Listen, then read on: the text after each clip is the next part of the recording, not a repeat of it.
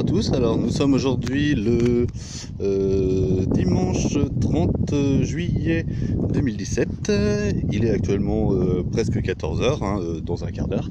Donc je me trouve actuellement à la chapelle du Montaigu. C'est une chapelle qui a été érigée en 1402.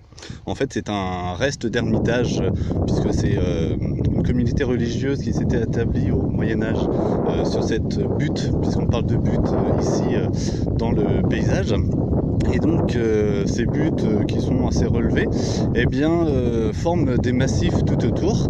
On a par exemple le massif du Rochard, on a aussi plus loin le massif des Avaloirs, et ici on a le massif du Montaigu,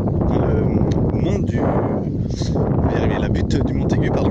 Et donc cette butte est proéminente et unique puisque il n'y a qu'une butte, une seule montée si on veut dire, et par conséquent elle s'illustre dans le paysage puisque tout autour le sol est à perte de vue, le paysage est à perte de vue.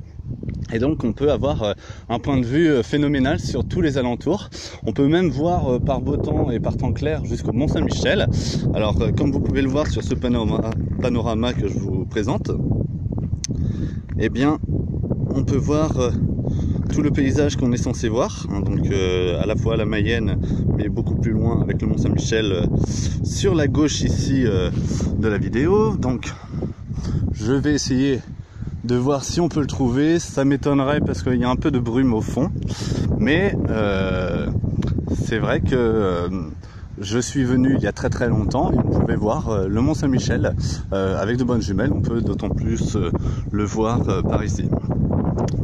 Alors si vous regardez bien la petite chapelle là, donc je vous disais elle a été édifiée en 1402, et la communauté religieuse qui a érigé cette petite chapelle était dédiée à un ermite, puisque en ce temps-là c'est les ermites qui regroupaient autour d'eux des petites communautés d'adeptes.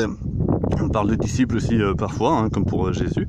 Et donc cette communauté était dédiée au culte de l'ermite Allôme d'Étival.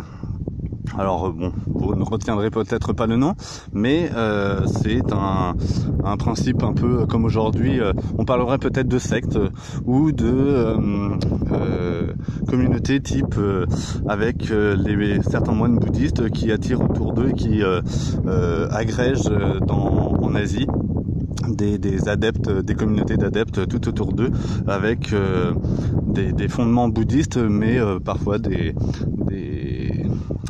recherches ésotériques dans d'autres communautés. Alors je fais un tour un petit peu là, donc de tout ce panorama. J'espère que ça tremble pas trop sur la vidéo. Alors 1402, on est à la fin du Moyen-Âge, donc là vous pouvez repérer là, vous pouvez repérer donc tous ces nouveaux monuments. Ce sont des éoliennes qui permettent de fabriquer l'électricité. Alors souvent elles sont très récriées, notamment par les riverains près desquels elles sont installées, puisque ça gâche le paysage pour les opposants à ces éoliennes, et pour les défenseurs de ces éoliennes, c'est reprendre le principe des moulins à vent, dont on a certains exemples dans le coin. Quand je suis arrivé en voiture, on peut en voir certains, donc j'essaierai d'en trouver peut-être par ici. En tout cas, voilà le paysage aujourd'hui. Alors on a de la chance, il fait assez beau et c'est assez dégagé le ciel, mais ça peut être très nuageux par moment. Donc on le voit ici, même si on est en juillet, ça n'empêche pas qu'il y a parfois beaucoup de nuages et un temps un peu menaçant. Alors aujourd'hui il paraît qu'il n'y aura pas de pluie. Voilà. Donc je continue ma balade et puis je vous retrouve peut-être dans quelques instants.